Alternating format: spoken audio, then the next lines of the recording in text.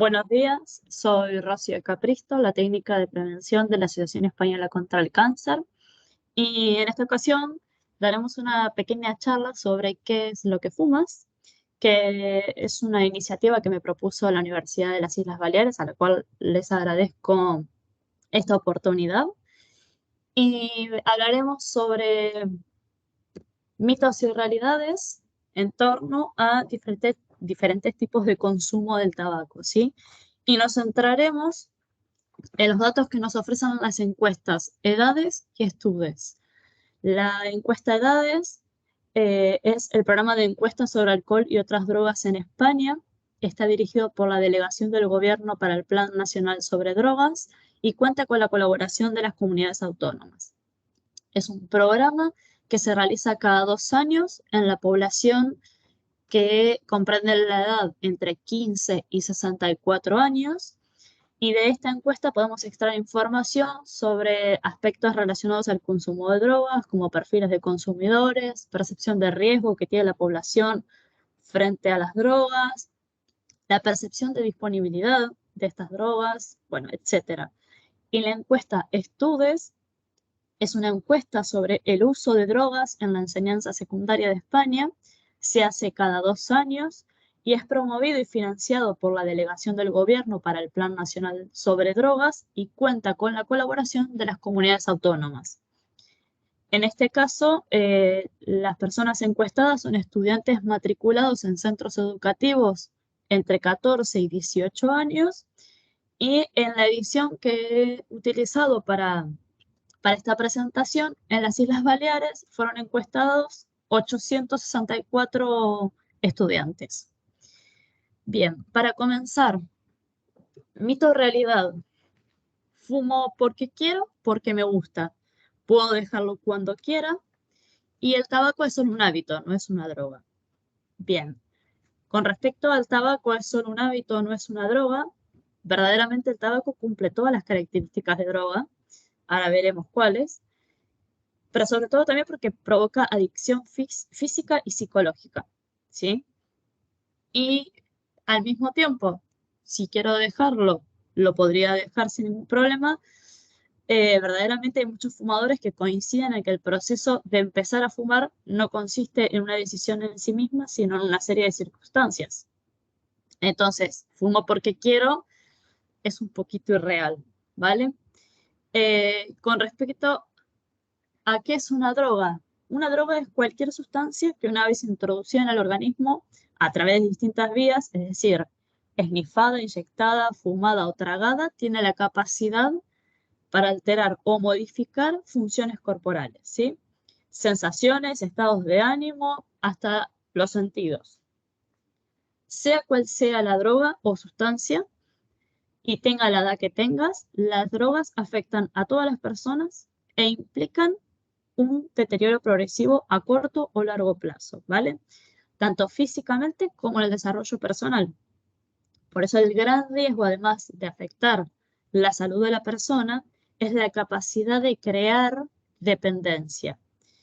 Y aunque hay personas que afirman que no les ocurre eso, deben saber que nadie controla las drogas, ¿sí? Todo lo contrario, la droga te puede controlar a ti. Entonces, eh, creer que uno puede libremente desprenderse de una droga es muy difícil.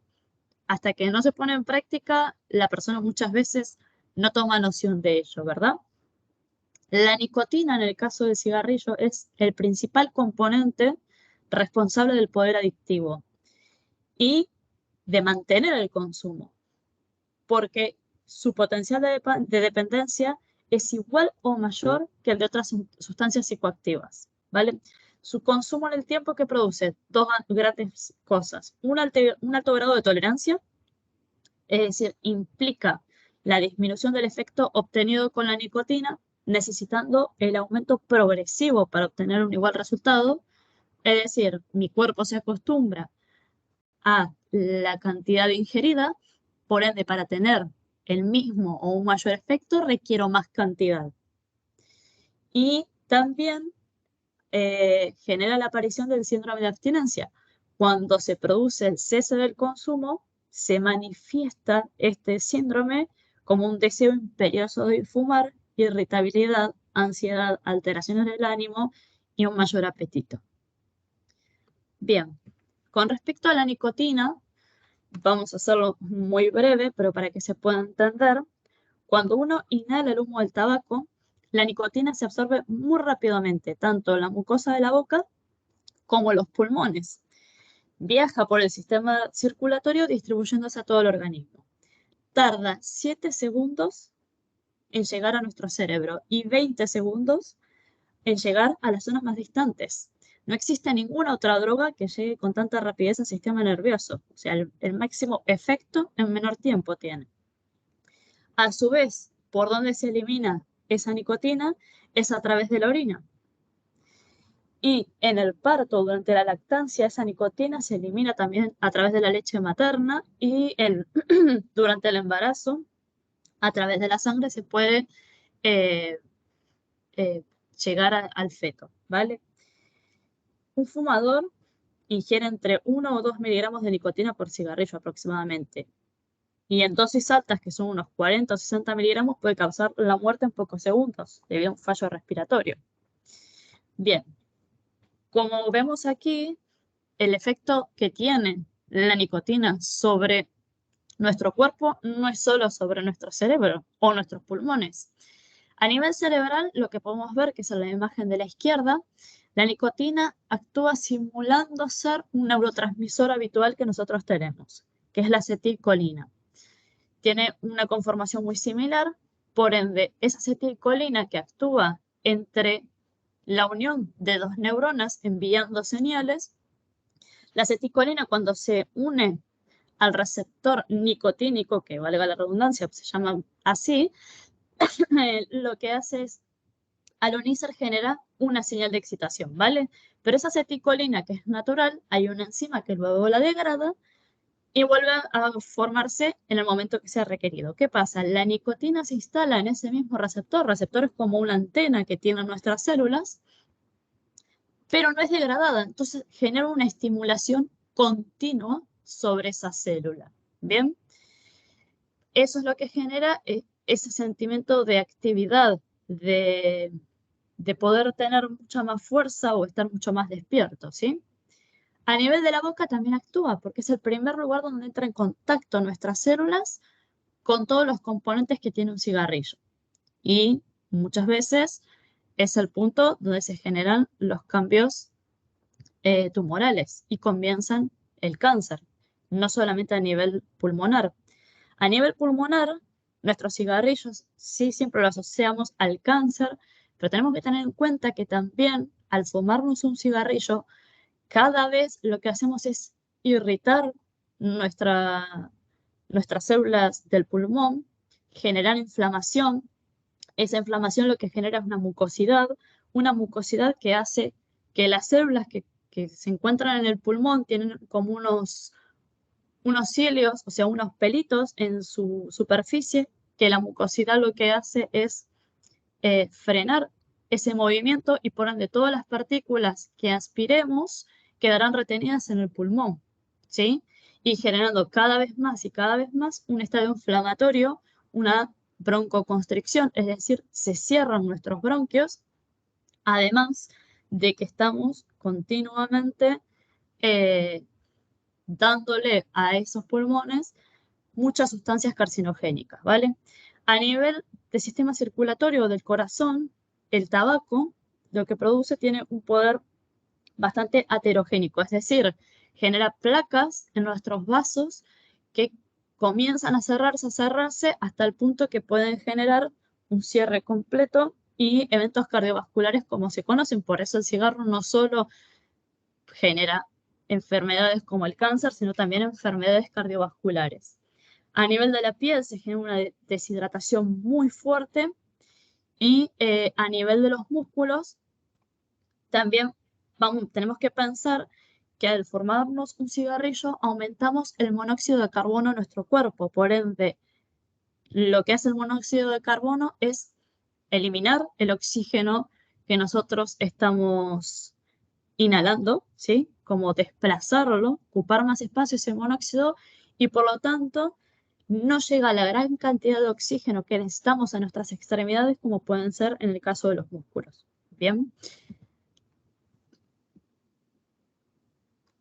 Otro mito o realidad, tenemos que pensarlo, es que el Estado se enriquece con los impuestos aplicados al tabaco, ¿vale? El Estado está sujeto a impuestos que son un porcentaje importante de su precio. Esto es recaudado por Hacienda, lo sabemos, y se utiliza en distintos ministerios. Pero en cualquier caso, lo recaudado no es suficiente para cubrir todos los costes directos del tabaco. Y ahora os mostraré unos ejemplos. Vale, en la encuesta Edades, hay un apartado donde se puede ver la evolución de los ingresos por las ventas de tabaco según el tipo de labor, ¿sí? En millones de euros. Muestra cada vez que se ha hecho la encuesta cómo fueron modificándose esos ingresos y vemos que en el año 2020 hubo un ingreso de 11.000 millones de euros con respecto a los impuestos, digamos, los ingresos que nos generó al país el tabaco, ¿vale? La gran mayoría fueron generados por cigarrillos comunes, otro tanto por cigarros, otro por picadura de liar o picadura de pipa. Bien, es un número muy alto, son 11.000 millones de euros, pero podemos ver, el tabaco genera, es, eh, es uno de los factores de riesgo más importantes en España. Es decir, un tercio de las muertes de España están relacionadas con el tabaco, ¿vale? Después tenemos otros tipos de riesgo, factores de riesgo, como son la dieta, el alcohol y la poca actividad, pero el tabaco genera un tercio de esas muertes. Y para que nos demos una idea, en el 2020 hubo, solo en el 2020, 60.358 fallecidos por COVID, según el Instituto Nacional Epidemiológico, y en el año 2017, es decir, antes de que apareciera el COVID, hubo 67.000 muertes relacionadas al tabaquismo de manera directa o pasiva, ¿vale? O sea, es muchísimo más. Cuando hablamos de esta muerte, no siempre estamos relacionándolo a cáncer de pulmón. Con respecto al cáncer, sí, genera el 82% del cáncer, de los tipos de cáncer de pulmón, un 84% de cáncer de laringe y un 50% de cáncer de vejiga. ¿Por qué cáncer de vejiga? Y es porque se elimina a través de la orina todas estas sustancias. Entonces quedan alojadas en la vejiga y generan cambios mutacionales. Hay un estudio que realizó la asociación en cuanto al impacto económico y social del cáncer en España y lo que se puede ver es que en la sociedad española el cáncer cuesta 19.300 millones de euros, ¿vale? Si eliminamos el consumo de tabaco en el país, lograríamos evitar el 30% de los casos de cáncer. Eso significa que ahorraríamos 5.700 millones de euros. Y eso, bueno, hay una comparación que se hace que equivale a 244.000 salarios medios anuales, supone la disminución del 85% de los cánceres de pulmón. Y he colocado esta imagen donde se puede ver cuál es el costo por paciente que se tiene en base a los tipos de cáncer que ocurren. Aquí, con respecto al tabaco, sobre todo podemos ver el cáncer de pulmón, como os dije, y podemos ver en la filmina anterior, el tabaco causa más de 15 tipos de cáncer diferentes, ¿vale? El más conocido o el más hablado siempre es el de pulmón, pero produce hasta 15 tipos diferentes. En el caso del tipo de cáncer de pulmón, una persona que tiene un cáncer de pulmón que se diagnostica medianamente a tiempo, o sea que solo se aloja en pulmón, genera un gasto de 63.245 euros, ¿vale? Pero una persona que ya tiene, que está en un estadio metastásico de ese cáncer de pulmón, gasta 103.365 euros. Pero claro, ¿cuántas personas tenemos con cáncer de pulmón? Bueno, por ejemplo, en Baleares, los datos referidos al año 2021 fueron diagnosticados 640 tipos de cáncer de pulmón nuevos, ¿vale? Porque estos son números detectados al año, casos nuevos, no que ya están en curso. Entonces hay que hacer esa cuenta. ¿Por qué hablan estos números? Porque aparte, a partir de estos números podemos predecir que la incidencia estimada para el año 2025 es de 34.311 cáncer de pulmón en todo el país, ¿vale? Son números que parecen que nunca alcanzan a esos 11.000 millones de euros, pero si empezamos a sumar, si solo contamos los 640 casos de Baleares, pero empezamos a sumar todos los casos nuevos que hubo en el resto del país, vamos a superar esos 11.000 millones. ¿Por qué? Porque no solamente los gastos son el tratamiento quimioterápico o la estadía de internación. Tiene muchas veces que ver con las bajas laborales, con los gastos de traslado, con los gastos de cuidado, con la familia, la persona que tiene cáncer de pulmón y que tiene que mantener su familia y no puede porque no puede trabajar. Son un montón de gastos que no tienen que ver directamente con el tratamiento de la enfermedad que generan este volumen excesivo. Por lo tanto, si nosotros podemos evitar el consumo de tabaco, nos estamos ahorrando muchísimo más dinero del que nos da la industria tabacalera. Otro mito de realidad, el tabaco de liar es más natural, menos perjudicial, se fuma menos y es más fácil dejar. Vale, hay algunos estudios que han encontrado mayores niveles de monóxido de carbono expirado en los fumadores de tabaco de liar, por ejemplo. Posiblemente esto está relacionado a la frecuencia o a la intensidad de la escalada, ¿sí? Si bien los fumadores de tabaco de liar tienen la percepción de que podrían dejar de fumar fácilmente, se ha observado que hay menor intención de abandono y un número de intentos en estos fumadores bastante fallidos con respecto al tabaco de liar. Pero verdaderamente es menos perjudicial que el cigarrillo convencional. Por eso os quería compartir este trabajo que se realizó en Las Palmas, donde lo que se hizo fue evaluar, ¿sí? La diferencia entre el tabaco convencional y el tabaco de liar. Es decir, no solo se estudió diferentes tipos de tabaco, a ver cuántos elementos tóxicos contenía solo el tabaco, sino también el tipo de papel, ¿sí? Es decir, se evaluaron todos los componentes tóxicos del tabaco y todos los componentes tóxicos de los papeles que se utilizan. Por eso en esta tabla podemos ver, se evaluó el tabaco del tipo delgado, negro y rubio, y en cuanto a los papeles, se los diferenció según el gramaje en fino, que son aquellos de combustión lenta, medio o alto. Cuanto el gramaje es más alto, es más rápida su combustión. Después papeles especiales como son los blanqueados, saborizados y orgánicos. Y otros papeles que son papeles que no se utilizan para fumar, pero que son convencionales, como son el papel de cocina, servilletas y papeles de impresión A4. ¿Y qué fue lo que se vio?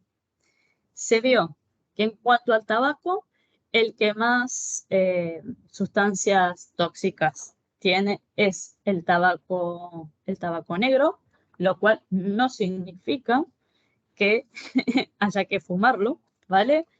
Sí hay que tener en cuenta que todos tienen una gran cantidad de componentes carcinogénicos, pero en este caso se vio que el peor de ellos es el tabaco negro, ¿vale? Y con respecto al papel, se vio que los de gramaje más altos, que son los de combustión rápida, tienen un grado de toxicidad tan grande en el momento que se combustiona, ¿sí? Con respecto a todos los demás. Bien, ¿qué pasa con los papeles, por ejemplo, los papeles convencionales que no se utilizan para fumar? Estos papeles, en realidad, tienen también un alto grado de componentes tóxicos, pero verdaderamente no los usamos con el fin de introducirlos, digamos, esas sustancias dentro de nuestro cuerpo. Pero para compararlo, tienen casi las mismas sustancias tóxicas todos. Eh, los tipos de papel especiales, lo que genera o lo problemático de esto, son que estos papeles son altamente procesados para poder lograr, por ejemplo, como son los saborizados o los blanqueados, para generar sabor o colores especiales, ¿sí? Y como son altamente procesados, también tienen una gran cantidad de componentes tóxicos. Y lo preocupante es que estos papeles son ampliamente considerados como iniciadores de la conducta tabáquica, porque tienen colores y sabores que lo que hacen es contribuir a reducir la aspereza del tabaco y por eso son especialmente atractivos para los consumidores más jóvenes. ¿Vale? Entonces, para darles un ejemplo, vamos a tomar uno de los componentes que se evaluó fue el arsénico, ¿vale? El arsénico que lo encontramos en un montón de venenos. Y se comparó el tabaco rubio enrollado industrialmente con el tabaco rubio de liar con un papel de rápida combustión. Es decir, tenemos el mismo tipo de tabaco, pero dos papeles totalmente, o sea, dos procesos de papeles diferentes. Uno que está tratado industrialmente y el otro que es el de liar. Y se encontró que el papel que se utiliza para liar genera una exposición 3 veces mayor que la del tabaco enrollado industrialmente, ¿vale? Es decir, que el tipo de papel aportaría el 93% de arsénico. Eso es un dato muy impresionante, ¿vale? ¿Cómo se hizo el trabajo? Porque seguramente uno se preguntan cómo hicieron este trabajo de investigación. Es muy fácil. Los tabacos convencionales se desarmaron todos, se procesaron para que todos tuvieran el mismo proceso antes de procesar, digamos, se preparó la muestra para que todos tengan la misma cantidad o la misma disponibilidad de análisis con respecto a estas sustancias. Entonces se vio en este caso que cuando fumamos tabaco de liar, estamos 3 veces más expuestos al arsénico que si fumamos un cigarrillo convencional, ¿vale? Pero por ejemplo en el caso del cadmio, el cadmio es un componente que encontramos en las baterías. Hicimos la misma comparación. ¿Y qué se encontró? Que el cadmio está 23 veces más presente en el tabaco convencional que en un cigarrillo preparado con tabaco y papel de liar. Es decir, en ninguno de los dos casos podemos ver que tengamos poca exposición a sustancias carcinogénicas. En ambos casos son extremadamente graves. Aquí lo puse como para poder ver un poco, buscamos las 5 diferencias. Bueno, en un cigarrillo convencional, la mayoría de la gente lo sabe, tenemos componentes como el tolueno, como el cadmio que les contaba que es de las baterías, el arsénico que está en los venenos, tenemos amoníacos, tenemos metanol, tenemos un montón de sustancias que se utilizan para otras cosas y que nosotros los estamos ingiriendo en nuestro cuerpo, ¿sí? Y que son las que generan graves problemas de salud. Ahora, en este estudio, en esta imagen lo que quiero mostrar son todos los componentes que se analizaron. Y en la última columna que yo remarqué con un rectángulo rojo, cada componente que tiene muchos asteriscos significa que marcan una diferencia significativamente importante. Es decir, por ejemplo, se comparan en estas columnas papel de rápida combustión, de una combustión media o lenta. El que está más hacia la derecha es de rápida combustión.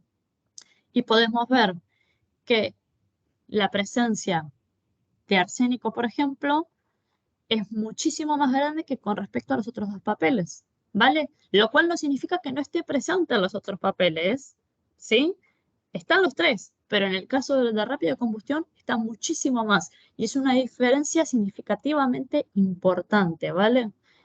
Todo esto que vemos acá, excepto el mercurio, creo que es el paladio y otra sustancia más, son las que no se encontró en ningún tipo de papel. Pero todas las demás que vemos aquí presentes sí están ahí, en ese tipo de papel.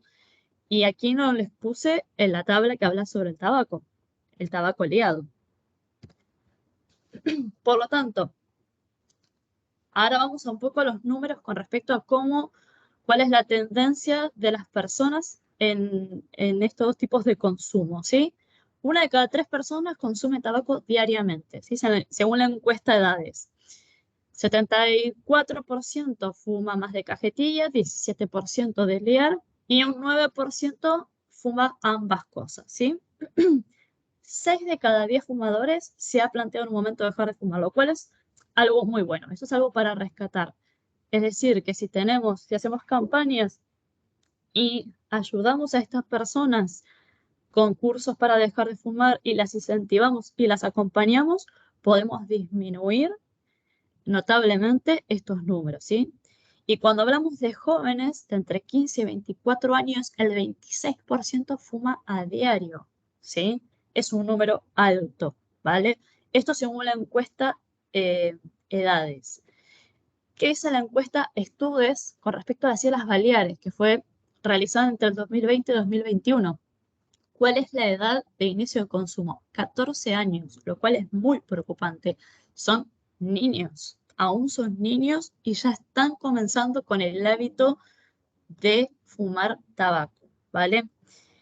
Eh, alguna vez en la vida el 35% de ellos lo probó, en los últimos 12 meses un 27%, pero un 17% lo consumió en los últimos 30 días, es decir, en el último mes, ¿sí? Con respecto, aquí hay otro punto, que es el cannabis, ¿vale? Yo no fumo tabaco, solo fumo porros. No voy a entrar en este momento a hablar específicamente cosas del cannabis, sino vamos a hablarlo en relación al tabaco, ¿vale? Nudo cannabis tabaco. Las personas que fuman cannabis fuman un promedio de 3 porros al día, ¿vale? Un casi 49% fuma solo marihuana, un 20,6% hachís y un 31% ambas cosas. Bien, 9 de cada 10 personas que han consumido cannabis en el último mes reconocen haber consumido tabaco en este periodo. Entonces, esta frase de yo no fumo tabaco, solo fumo porros, es un poco falsa, diría yo. ¿Por qué? Porque vemos que 2 de cada 10 personas que 9 de cada 10 personas que han consumido cannabis también consumieron tabaco a la par. Es decir, se fuma la mezcla, ¿vale? Pero de las personas que fuman tabaco, solo 2 de cada 10 reconoce haber consumido cannabis en ese periodo. Es decir, el consumidor habitual de tabaco generalmente no consume cannabis. Es un 20% el que hace la mezcla. Pero sí, de los consumidores habituales de cannabis, el 90% también fuma tabaco, ¿vale? Y cuando hablamos de jóvenes, entre 15 y 24 años, el 16% consumió cannabis en los últimos 30 días. Este tema en realidad da para una charla aparte, cuál es el nudo cannabis-tabaco, cómo está la situación, porque el cannabis es una droga también. Estamos hablando del consumo de dos drogas juntas aquí, pero bueno, esta frase de yo no fumo tabaco, solo fumo porros, depende mucho, ¿sí? Porque la gran mayoría mezcla las dos sustancias. En el caso de la encuesta Estudes, la anterior era la encuesta de edades, ¿no? En este caso, la encuesta Estudes en Baleares, lo que se puede ver que la prevalencia del consumo de cannabis, en el caso de los hombres, es de un 33%, aquellos que fumaron alguna vez en su vida, un 28,5% de las mujeres, pero a las personas los niños, vamos a decir, porque son de entre 14 y 18 años, los niños que fumaron en los últimos 30 días, un 17% fueron hombres y un 13% mujeres. ¿Bien? Es decir, un 10% de los estudiantes que se han encuestado han consumido cannabis en los últimos 30 días y también tabaco, las dos cosas. Bien, otro mito o realidad ahora es con otro tipo de consumo. Hasta ahora hemos visto cigarrillos convencionales, tabaco del día, ¿vale? Y la relación de tabaco junto al cannabis. En este caso, las frases típicas son: los cigarrillos electrónicos son menos dañinos y Sí, el cigarrillo electrónico, si no tiene nicotina no pasa nada porque es vapor de agua. Este es un tipo de consumo últimamente muy utilizado, novedoso, y aquí lo que tenemos que diferenciar son dos tipos de lo que llamaríamos cigarrillos o dispositivos electrónicos. Vamos a decir, por un lado están los productos de tabaco calentado, PTC, ¿sí? Que estos dispositivos contienen tabaco, ¿sí? El tabaco lo que es sometido a temperaturas menores que a la habitual, ¿sí? Que no llegan a quemarse como el cigarrillo convencional, pero también dan lugar a liberación de un aerosol que contiene nicotina y otras sustancias del tabaco y las añadidas al mismo, ¿sí? Estos dispositivos se llaman IQOS, los más difundidos, hay varios en realidad, pero los más difundidos son los IQOS, que pertenecen a la empresa Philip Morris, y la empresa eh, los vende como eh, un dispositivo que ayuda a los fumadores adultos adictos a dejar de fumar cigarrillos convencionales, ¿sí? Y reducir su exposición a productos químicos. Os voy a mostrar en la página de IQOS, muestran estas imágenes, estos mensajes. Quemar tabaco, porque por el hecho de quemar, no de calentar, produce alquitrán y los IQOS no. IQOS no quema el tabaco. Por otro lado, también ellos dicen que IQOS emiten menos sustancias químicas dañinas que los cigarrillos y que los IQOS no generan humo y que el humo es la principal causa de las enfermedades relacionadas al tabaquismo, no la nicotina. Bueno, a pesar de que no hay muchos estudios todavía que hablen sobre los IQOS, hay cosas que tenemos en común. Seguimos hablando de, si la imagen aquí lo muestra, seguimos hablando de un cigarrillo procesado dentro de un dispositivo que por más de que no se queme, se calienta y no libera humo, pero sí una corriente de aire que tiene sustancias nocivas, ¿vale? Hay un video en YouTube que los pueden buscar, donde se verá que se desarma ese cigarrillo pequeño, que en realidad es como un cigarrillo convencional, pero más cortito. Se desarma y verán que dentro es igual que un cigarrillo convencional y que incluso tiene un plástico en el filtro que también se puede quemar y que por ende, al quemarse ese plástico, se está inhalando productos químicos, ¿vale? Entonces, se intenta vender como algo mucho más sano, pero sencillamente estamos usando lo mismo. Y un papel, por más de que no se queme, se caliente, también se combustiona, por lo tal, es decir, también liberan sustancias. Por lo tal, es lo mismo que lo que veníamos hablando hasta el momento, ¿vale? Pero ¿qué pasa? ¿Cuál es la diferencia? Hay un trabajo de marketing detrás que lo que hace es promocionar esto con un dispositivo de color que puede uno elegir o hasta diseñarlo en base a como uno le guste. Un cargador es más atractivo, se vende, se promociona mucho en redes sociales, ¿vale? En cuanto a las cuestiones legales, la FDA lo autorizó a los IQOS en el año 2020, autorizó su comercialización, ¿vale? Como un producto que reduce considerablemente la producción de sustancias químicas nocivas. A pesar de que otras organizaciones han alertado que este producto no debe ser considerado como un producto seguro, la FDA lo que hizo es proponer, o sea, decir que va a vigilar que no aumente su consumo entre jóvenes, aunque haya aprobado su comercialización, no respalda su uso, ¿vale? No se considera aprobado todavía en el sentido de que es menos nocivo para la salud, sobre todo, especialmente en las personas que sí han fumado previamente. Y en el caso de la Unión Europea se lo considera como productos de tabaco novedoso. Por lo tanto, en la práctica de la comunidad de la salud pública se defiende que deberían estar completamente regulados como cualquier otro producto de tabaco, ¿vale? En el caso, esto es un tipo de cigarrillo electrónico, vamos a decirle, ¿vale? Porque necesita de un dispositivo.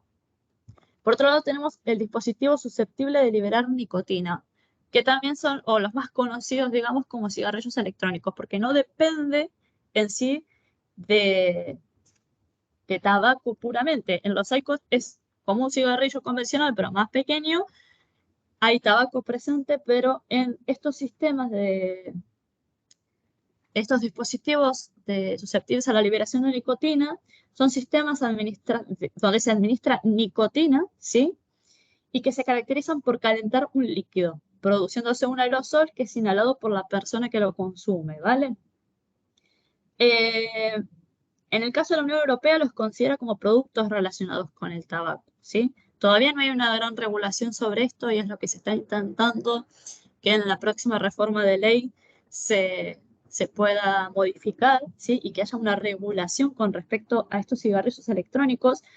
Y estos cigarrillos consisten en un pequeño dispositivo o cartucho que se inserta en el interior y que mediante un sistema electrónico con una batería recargable y un atomizador producen por calentamiento un aerosol que se inhala y que de manera similar a los cigarrillos convencionales, eh,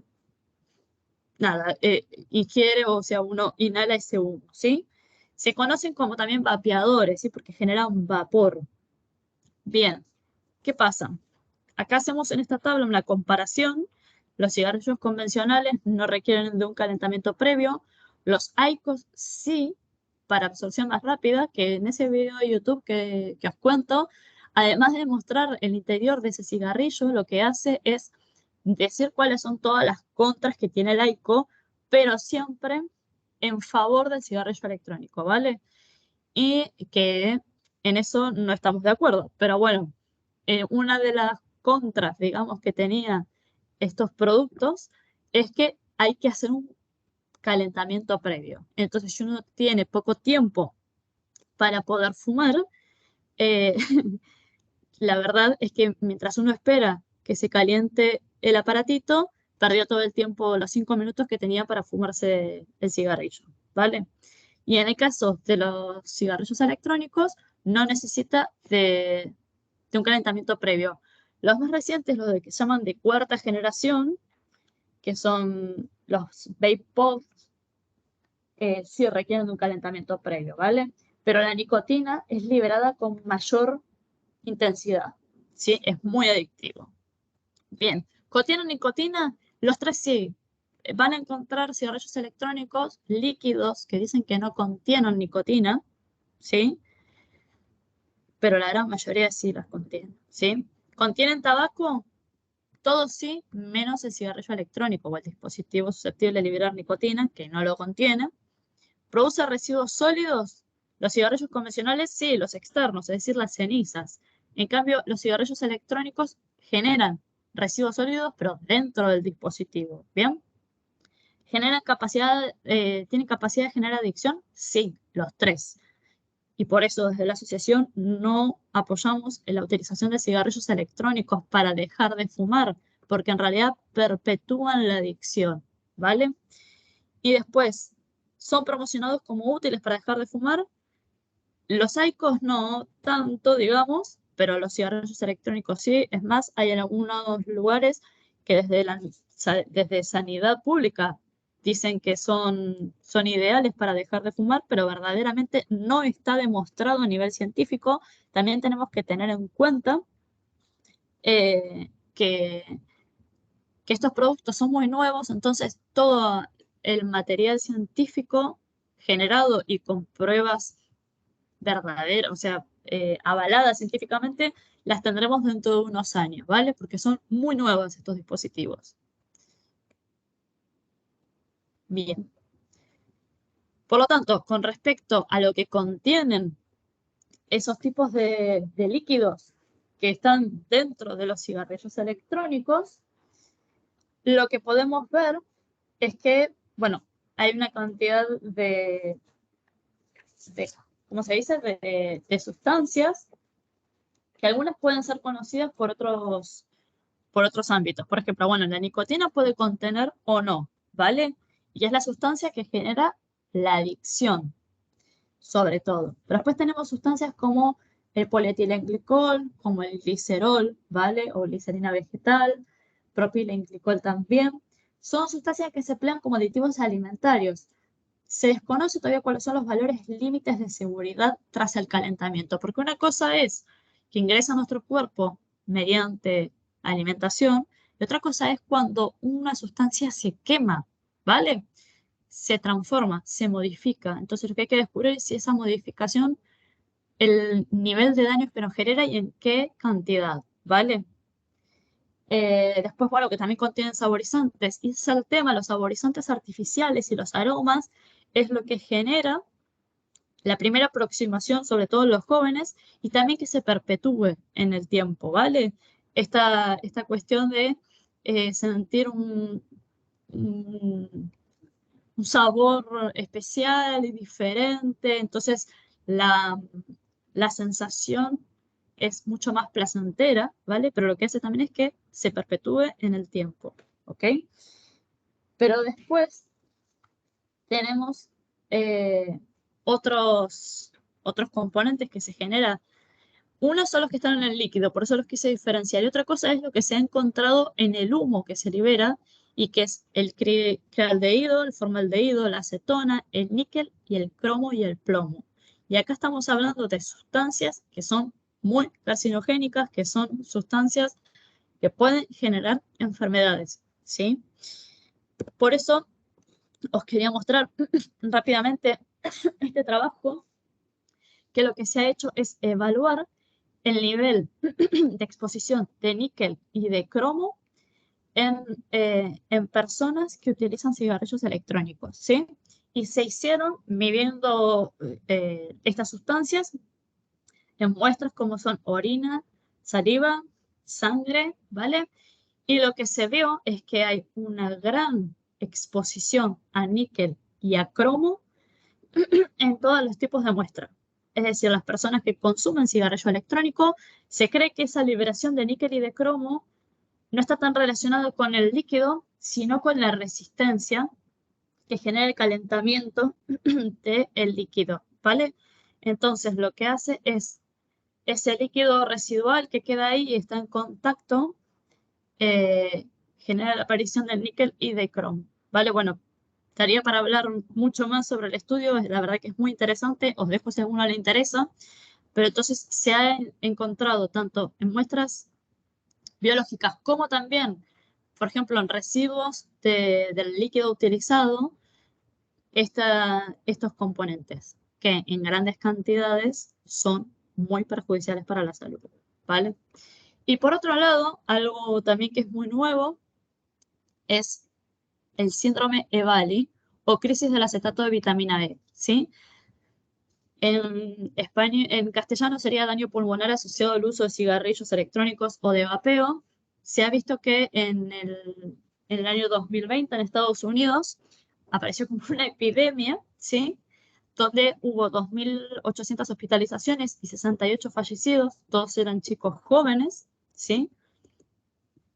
Que tenían los siguientes síntomas en común: fiebre, taquicardia, hipoxemia y que previamente eran sanos, que eran lo único que compartían todos estos niños, el consumo de cigarrillo electrónico, ¿vale?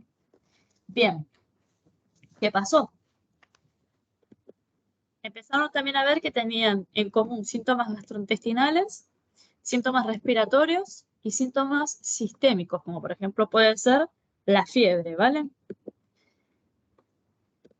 Entonces, los diagnósticos que se dieron a partir de todo esto fueron lesiones pulmonares agudas, síndrome de dificultad respiratoria de adulto, neumonitis, inflamaciones no específicas, pero todas relacionadas a un daño pulmonar, ¿vale? Y haciendo un estudio epidemiológico de esta gente, lo único que compartían era la utilización del cigarrillo electrónico. Este fue uno de los primeros estudios que surgió relacionado con la utilización del cigarrillo electrónico, ¿sí? Eh, ¿Qué pasa? ¿Cuáles fueron las causas? Vale, hay dos explicaciones posibles. Una es el acetato de vitamina E, es una sustancia que se emplea en la dilución del cannabis, porque la mayoría de estos chicos utilizaban el cigarrillo electrónico, pero con cannabis diluida, ¿vale? Porque también ahora se ha puesto de moda no solo cigarrillo electrónico para digamos, la inhalación de la nicotina, sino también se han comenzado a utilizar cigarrillos electrónicos, pero con cannabis. Pero por otro lado también, que es lo que les contaba antes, creen que esta sintomatología y hasta la muerte de algunos pacientes se lo puede atribuir posiblemente a las aleaciones de níquel y cromo, que como os he contado son elementos calefactores y elementos que se encuentran en los calefactores y atomizadores de los cigarrillos electrónicos, ¿vale? Están en sus bobinas, en las bobinas de cada cigarrillo. Entonces, aún todavía se está por dilucidar, pero tienen dos causas aparentes, pero es uno de los primeros registros que se tienen de efectos generados por cigarrillo electrónico. Bien, con respecto a la utilización o cuál es el grado de consumo en la sociedad española, el 1% de la población de entre 15 y 64 años consume a diario el cigarrillo electrónico, casi un 50% utiliza cartuchos con nicotina, casi 27% lo usa sin nicotina y un 24% intercala, nicotina o sin nicotina, ¿vale? Aquí lo llamativo es que en todos los demás tipos de consumos, los hombres son los que más utilizan el cigarrillo convencional, el tabaco de liar y demás, pero en el caso del cigarrillo electrónico se ha visto que las mujeres son las que más lo utilizan con la intención de poder reducir el consumo de tabaco habitual o dejar de fumar, ¿sí? Y el grupo que más consume a diario cigarrillos electrónicos son las personas comprendidas entre 25 y 34 años. El 21% de los encuestados admitió fumar tabaco a diario mientras también se utiliza cigarrillo electrónico, ¿vale? El 20%, es decir, tienen un consumo dual de cigarrillo electrónico y de tabaco convencional. O de tabaco de día, también podría ser. Y en el caso de la encuesta Estudes, en Illes Baleares, vemos que hay una prevalencia del consumo de cigarrillos electrónicos alta para mi gusto, donde alguna vez en la vida, ¿sí? Un 40% de los niños ha probado el cigarrillo electrónico, ¿sí? La gran mayoría, o sea, vemos que un 15% lo utiliza con nicotina, un 32% sin nicotina y un 11% juntos. Pero sí, lo que llama la atención es que de los estudiantes que han fumado tabaco alguna vez en su vida, un 80% también ha fumado cigarrillo electrónico, o sea, es dual. Y en el caso de los que nunca han fumado o los que no fuman tabaco alguna vez en su vida, solo un 20% fumó cigarrillo electrónico solamente, ¿vale? Es decir, que hay un 80% que han fumado tabaco y no cigarrillo electrónico. Bien, y para ir terminando, otro de los nuevos tipos de consumo de tabaco son las cachimbas. Entonces, la frase es, fumar cachimba es más sano porque el agua filtra los productos tóxicos. Y vamos a ver que las pipas de agua, chillas o cachimbas son tan nocivas como fumar cigarrillos, ¿vale? En la imagen lo que podemos ver, rápidamente os contaré, lo que se hace es, se coloca el tabaco, hay un carbón que es el que se quema y lo que hace es producir la desintegración del tabaco que baja, pasa a través del agua y lo que se aspira es eso mismo, ¿vale? El vapor que se genera a través de la combustión de todas estas sustancias que están aquí. Una sesión de cachimba equivale a inhalar 200 veces el humo de un cigarrillo, ¿sí? Una sesión de cachimba puede durar hasta 80 minutos y el fumador puede dar entre 50 y 200 caladas. Entonces, por eso, y si comparamos con un cigarrillo convencional se fuma aproximadamente entre 5 y 7 minutos y se acaba en unas 40 o 75 caladas. Pero en el caso de la cachimba estamos hablando de unas 50 o 200 caladas, o que puede estar incluso consumiendo durante 80 minutos. Es muchísimo más.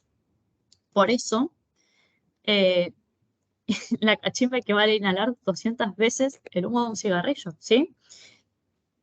Además, ese humo presenta los mismos niveles altos de monóxido de carbono y metales pesados cancerígenos que el de un cigarrillo convencional.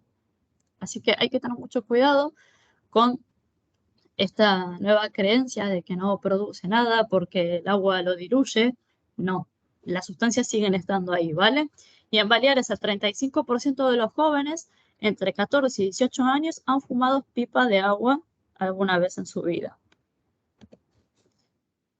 Bien, entonces para finalizar, brevemente una conclusión, no hay ninguna forma de consumo de tabaco que sea inocua, ¿vale?